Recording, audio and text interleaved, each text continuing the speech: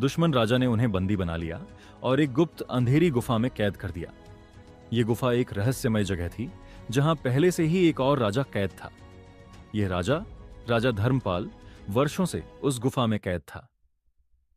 दुश्मन राजा ने उसे कैद कर रखा था क्योंकि धर्मपाल ने उसे हराया था। अब वह राजा राजेंद्र को भी उसी कैद में ले आया।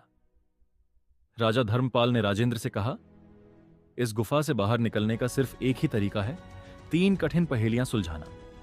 मैंने इन पहेलियों को हल करने की बहुत कोशिश की लेकिन असफल रहा। अब तुम्हारे पास मौका है। पहली पहेली राजा राजेंद्र ने पहली दरवाजे के पास कदम रखा। एक रहस्यमय पत्थर पर लिखा था, ऐसी चीज क्या है जो हर समय बढ़ती है लेकिन कभी कम नहीं होती? राजा ने सोचा और जवाब दिया, उम्र। दरवाजा धीरे धीरे खुल गया। दूसरी पहेली दूसरे दरवाजे पर एक और पत्थर पर लिखा था, ऐसी चीज क्या है जिसे जितना बांटोगे उतनी ही बढ़ती जाएगी? राजा ने मुस्कुराते हुए जवाब दिया, ज्ञान।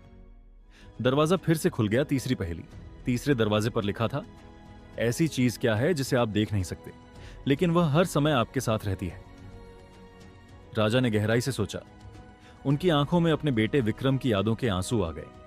उन्होंने कहा, आशा। दरवाजा खुल गया। जैसे ही तीसरा दरवाजा खुला, राजा का बेटा विक्रम वहां पहुंच गया। विक्रम को जैसे ही पिता की कैद की खबर मिली थी, वह अपने सैनिकों के साथ गुफा तक आ गया। दुश्मन राजा का सामना। गुफा के बाहर दुश्मन राजा और उसकी सेना खड़ी थी।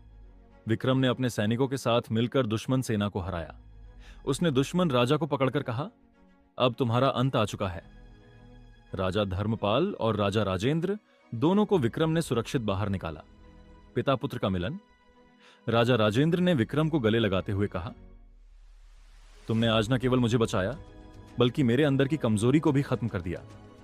मैं अब समझ गया कि परिवार को समय देना कितना जरूरी है। विक्रम ने मुस्कुराते हुए कहा, पिताजी, अब हम साथ मिलकर राज्य और परिवार दोनों को मजबूत बनाएंगे।